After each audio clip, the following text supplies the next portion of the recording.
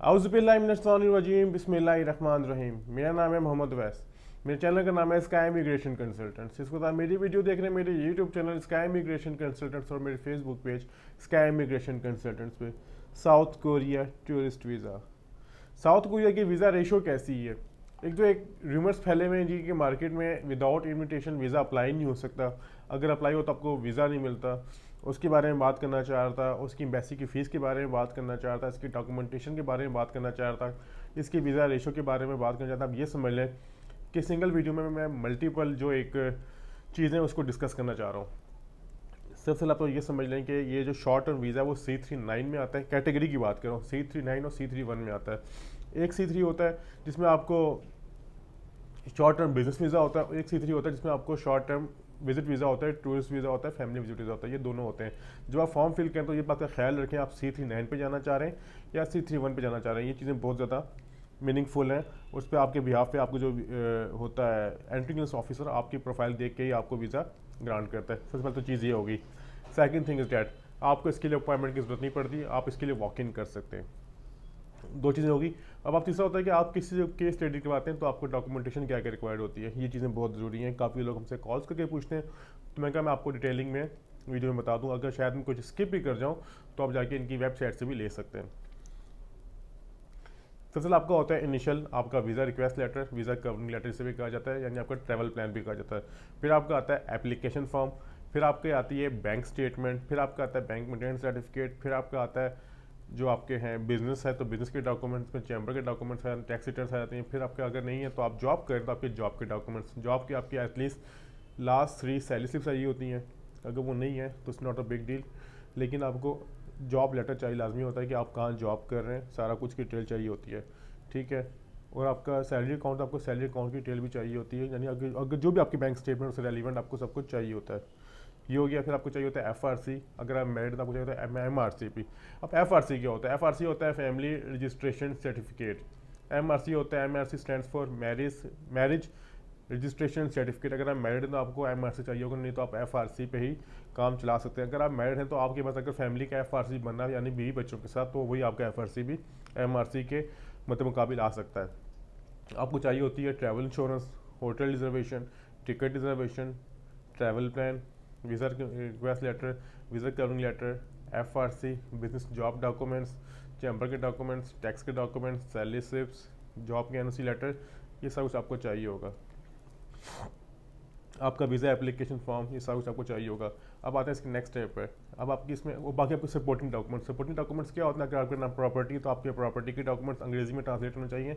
जो आपसे relevant documents हैं जो आपको फाइल को सपोर्ट कर सकते हैं, वो तो हम लोग फाइल असेस करके बता सकते हैं कि आपके डॉक्यूमेंट्स मजीद आपने कौन से लगाने हैं।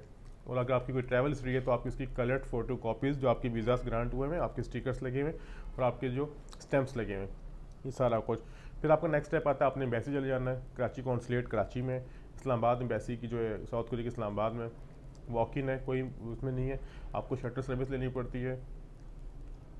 आपसे वहाँ पर लेते हैं 9,800। वहाँ पर आपसे छोटा सा एक इंटरव्यू भी कंडक्ट किया जाता है। जो वहाँ स्टाफ बैठा होता है वो आपसे पूछता है कि कौन है, कहाँ जा रहे हैं, क्यों जा रहे हैं, होटल का नाम क्या है, कितने की होटल है, कहाँ रहेंगे, कब क्या आएंगे, क्या करते हैं, जो आपसे रेलिवेंट सवाल होते हैं। ये नहीं पूछ सकते आपने इस्लामियात में क्या पढ़ा था, आपने अंग्रेज़ी कहाँ से पढ़ी थी, आपने MBA कहाँ से किया था, आपकी तालीम कितनी, ऐसा कुछ नहीं होगा। जो आपसे रेलिवेंट आपके डॉक्यूमेंट्स हैं आपसे वही पूछे जाएंगे जो आपने वहाँ पर उनको प्रेजेंट कर रहे हैं, और आपसे 9,800 ले लेंगे।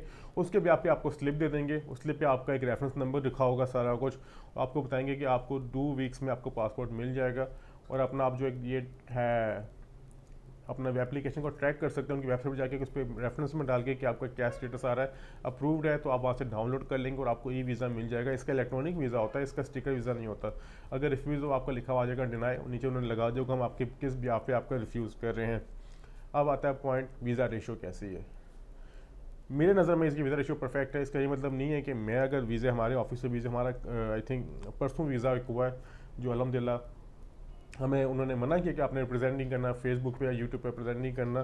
ठीक है। और जो लोग हमारे ऑफिस विजिट करना उनको प्रेजेंट भी किया, दिखाया भी है। लेकिन उसका जो ये मसला नहीं है कि अगर उनका वीज़ा हो गया तो आपका वीज़ा भी हो जाएगा, ऐसा मुमकिन नहीं है। उनके डॉक्यूमेंट स्ट्रेंथ थे, उनके पर्पज ऑफ ट्रैवल क्लियर था, और मज़े की बात उनका इन्विटेशन लेटर भी नहीं था। विदाउट इन्विटेशन वीज़ा ग्रांट हुआ है, हो रहे हैं। ठीक है। इसमें कोई नहीं है कि देखें अब हर किसी की फैमिली साउथ कोरिया में सेटल नहीं है, हर किसी के जाने का पर्पज़ कोई ये नहीं है जी जाएगा वहाँ पर तो उसका कोई फैमिली मेम्बर में जाना, वो वहाँ पर एज ए टूरिस्ट भी जाना चाह रहा है, वहाँ पर आपसे जॉब सीकर वीज़ा भी जाना चाह रहा है, वो अपनी जॉब सर्च करना चाह रहा है, जो भी उसका है। लेकिन आप चीज़ें कॉन्फिडेंशियल रखते हैं, शेयर नहीं करते। आपका पर्पज़ क्या होता है? जस्ट टूरिज्म के लिए शो करते हैं। यानी बनाने का मकसद ये, वीडियो बताने का मकसद ये कि आप विदाउट इन्विटेशन भी वीज़ा अप्लाई कर सकते हैं, और इस वक्त वीज़ा रेशो बहुत ज़्यादा बेहतर भी जा रही है। उसकी एक वजह ये भी है, वो ये है कि जो काफ़ी ज़्यादा 95% को ध्यान इस वक्त हुआ है जापान की तरफ, कि जापान का एम्बेसी की फ़ीस नहीं है, जापान की वीज़ा रेशो है, तो साउथ कोरिया एक तरह का एक साइड पे होकर बैठा हुआ है। तो मेरा मशवरा ये है कि जो जेन्युइन टूरिस्ट हैं या फिर जाना चाह रहे हैं वो साउथ कोरिया का वीज़ा अप्लाई कर सकते हैं, और वीज़ा रेशो इस वक्त बेहतर है निस्बतन माजी के, और इसकी जो एम्बेसी की फ़ीस है वो जस्ट 9,800 रुपये है। जहाँ तक हमारी फ़ीस है 20,000 में आपको होटल, टिकट, इंश्योरेंस सब कुछ प्रोवाइड करते हैं। तो ये थी आज की इन्फॉर्मेशन, आपसे मैं डिस्कस करना चाह रहा था। उम्मीद करता हूँ आपको सारी इन्फॉर्मेशन क्लियर हुई होगी, पसंद आई होगी। मज़ीद मालूमात के लिए हम आपसे दोबारा रब्ता करेंगे। अगर आप हमसे कोई रब्ता करना चाह रहे हैं तो हमारे दिए नंबर पर रब्ता कर सकते हैं। हमारा टेलीफोन नंबर आपकी स्क्रीन पर चल रहा होगा। बहुत शुक्रिया। दोबारा मैं लगा दूँगी कुछ नई वीडियो के साथ, कुछ नई मालूमात के साथ। खुदा हाफिज़।